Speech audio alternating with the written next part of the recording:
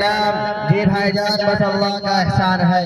بھائی جان میں اس سنہرے موقع سے فائدہ اٹھاتے ہوئے آپ کی توجہ اس جانب مبذول کرنا چاہتا ہوں کہ ہندوستان کی سرزمین میں ایک طویل عرصہ ایسا بھی دیکھا ہے جس میں دین و شریعت اور احکام خداوندی نافذ تھا۔ ہر ایک عدالت سے لے کر سپریم کورٹ تک شرعی احکامات اور اسلامی شریعت کے مطابق عدالتوں میں فیصلے ہوتے تھے۔ جگہ جگہ دارالقضاء قائم تھے، مگر بدقسمتی سے ہندوستان کی اقتدار مغلیہ حکومت کے خاتمہ کے بعد ہندوستان کے سینہ پر ایسے فرقہ پرست عناصر لوگوں کا تسلط اور اقتدار ہو گیا ہے جن کا ہندوستان کی آزادی میں کوئی کردار نہیں رہا ہے۔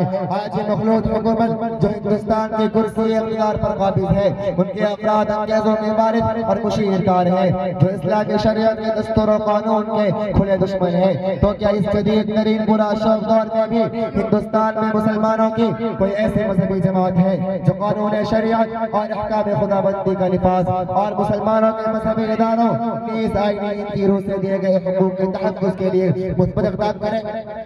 دیکھیے بھائی جان، انقلاب آزادی سے پہلے جب مغلیہ حکومت مستحکم و مضبوط تھی تو سرزمین ہند میں اسلامی قوانین اور شریعت کا پیکر بڑے دندنے سے بج رہا تھا۔ مغلیہ حکومت کے زوال کے بعد ایک انقلاب آیا جس میں مسلمانوں کی جمعیت پارا پارا ہو گئی تھی اور اسلام کے چراغ کی روشنی مدھم بننے لگی۔ تو سن 1866 عیسوی میں اسلام کا ایک ایسا سورج طلوع ہوا جس کی روشنی سے نہ صرف بر صغیر بلکہ پوری دنیا منور ہو گئی، جس کو ہم دارالعلوم دیوبند سے تعبیر کرتے ہیں۔ پھر اسی سورج سے احکام خداوندی اور شرعی نظام کا ایسا چراغ روشن ہوا جو بڑے بڑے طوفانوں سے نہ بجھ سکا بلکہ گردش وقت کے ساتھ مسلسل ترقی کی منزلیں عبور کر کے ہر ہنگامے کو فلانگتا، ہر حادثے کو روکتا ہوا اس کا قدم آگے ہی آگے بڑھ رہا ہے۔ اس روشن چراغ مذہبی تنظیم کو ہم شریعت کی روشنی میں آل انڈیا مسلم پرسنل لا بورڈ کہتے ہیں۔ بھائی جان واقعی آپ نے میرے دل کی ترجمانی کر دی، مہربانی فرما کر ذرا یہ بھی بتائیں کہ آل انڈیا مسلم پرسنل لا بورڈ کی ہندوستان کے اندر کیا اہمیت ہے اور یہ تنظیم کس امور سے متعلق سرگرم عمل ہے؟ بھائی جان آل انڈیا مسلم پرسنل لا بورڈ ہندوستانی مسلمانوں کی حساس، فعال اور واحد جماعت ہے۔ اسلامی نقطۂ نظر سے مسلم پرسنل لا کے معنی اسلام اور مسلمانوں کے شخصی وذاتی قوانین مثلا نکاح، طلاق، وراثت، وصیت، وقف وغیرہ سے متعلق معاملات مقدمات کو جس طرح سے شریعت اسلام نے حکم دیا ہے اسلامی شریعت کے مطابق سرکاری نیم، سرکاری عدالتوں میں فیصلہ کرنے اور اپنے دین و ایمان کے تحفظ کرنے کا نام مسلم پرسنل لا ہے۔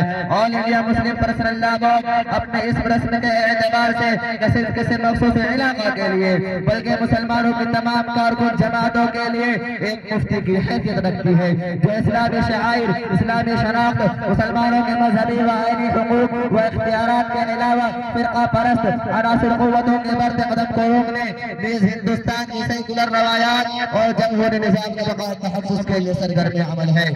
بھائی جان وقت بہت کم ہے، پھر بھی چلتے چلتے آپ ہی بتائیں کہ مسلم پرسنل لا کا قیام کب ہوا؟ بھائی جان مسلم پرسنل لا کا قیام سن 1972 عیسوی میں ہوا اور 28 دسمبر سن 1972 عیسوی کو مسلمانوں کا ایسا تاریخ ساز اجتماع ہوا جس کی نظیر ہمیں قریب سے نہیں ملتی۔ آزاد ہندوستان میں پہلی بار تمام مکاتب فکر نے اتحاد و اتفاق کا ایسا بھرپور مظاہرہ کیا کہ حکومت معذرت پر اتر آئی اور حکومت نے اپنے قدم پیچھے ہٹا لیے۔